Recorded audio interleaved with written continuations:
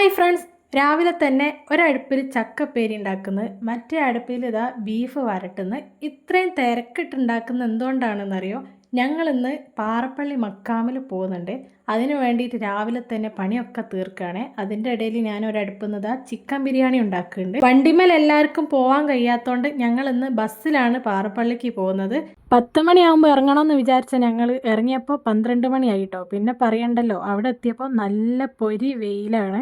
കുറച്ചെങ്കിലും തണലുള്ള സ്ഥലത്താണെങ്കിലോ ആൾക്കാർ ഇത് അങ്ങനെ ഇരുന്നിങ്ങാന് ഫുഡും കഴിക്കുന്നുണ്ട്.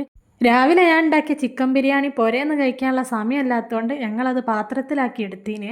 അത് കഴിക്കാനുള്ള സ്ഥലം തപ്പി ഇറങ്ങി. അവസാനം ആരും ഇല്ലാത്തൊരു സ്ഥലം കണ്ടപ്പോൾ അവിടെ സൈഡിലിരുന്ന് ഞങ്ങളെല്ലാവരും ചിക്കൻ ബിരിയാണി ആദ്യം തന്നെ കഴിച്ചു.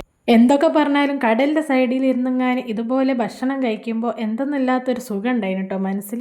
ബിരിയാണി തിന്ന് കൈയേകാൻ പോയ അമ്ലു അവിടെ എന്തോ കക്കൻ്റെ ഷെല്ലങ്ങാൻ കണ്ട് മോളൂസിനെ അങ്ങോട്ട് വിളിക്കുക കേട്ടോ. ഓൻ എവിടെ പോയാലും ഇതുപോലെ എന്തെങ്കിലുമൊക്കെ പെറുക്കാനുണ്ടാവും.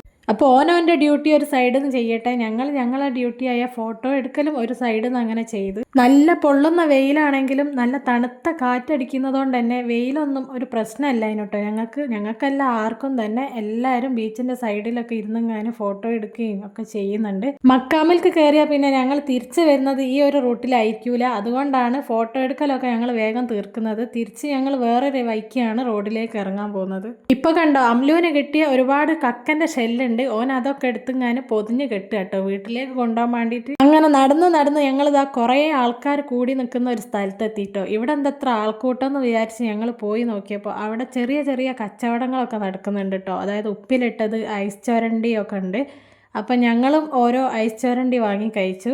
ഐസ് ചൊരണ്ടി മധുരമുള്ളതും ഉണ്ടായിനും എരിവുള്ളതും ഉണ്ടായിനും. മോളൂസ് മധുരമുള്ളതും വാങ്ങി, ഞാൻ എരിവുള്ളതും വാങ്ങി.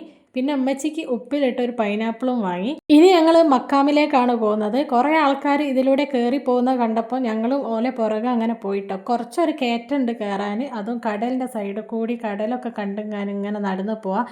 ഇവിടുന്ന് കടലിലേക്ക് നോക്കുമ്പോൾ നല്ലൊരു വ്യൂ ആണ് കേട്ടോ. അങ്ങനെ കയറി പോകുമ്പോൾ ഇവിടെ ഒരു ചെറിയ പള്ളി കാണാം. ഈ പള്ളിൻ്റെ ചുറ്റും ഒരുപാട് കബറുകളുണ്ട്. അങ്ങനെ ഞങ്ങൾ മക്കാമിലെത്തി. അവിടെ എത്തിയപ്പോഴേക്കും അമ്ലും കൊച്ചുമൊക്കെ നടന്ന് കൊയങ്ങിനും ഒരു വെള്ളമൊക്കെ കുടിച്ചതിന് ശേഷം ഞങ്ങൾ മക്കാമിലേക്ക് കയറിയപ്പോൾ അവിടെ ഒരുപാട് ആൾക്കാരുണ്ടായിരുന്നു കേട്ടോ. നോമ്പ് കഴിഞ്ഞതിൻ്റെ ഒരു തിരക്കാണ് കേട്ടോ കാണുന്നത്. പിന്നെ ഞങ്ങൾ മക്കാമ് കയറി ഒരു യാസീൻ ഓതി ദുആ ഇരുന്നതിന് ശേഷം നേരെ താഴത്തെ പള്ളിയിലേക്ക് ഇറങ്ങി. ഇവിടെയാണ് ആദം നബി അലൈഹി സ്വലാമിൻ്റെ കാൽപാദം ഉള്ളത്. അതും കൂടി കണ്ടതിന് ശേഷം ഞങ്ങൾ പാറപ്പള്ളിയിൽ നിന്ന് പോവുകയാണ് കേട്ടോ. ഇവിടെ വന്നാൽ പെട്ടെന്നൊന്നും പോകാൻ തോന്നൂല. ഏതായാലും വേറെ ദിവസം എന്തായാലും വരണം. മോളൂസിനും അമ്ലുവിനും ഈ ഒരു സാധനം വാങ്ങി ഞങ്ങൾ വീട്ടിലേക്ക് പോയി. എന്നാ ശരി.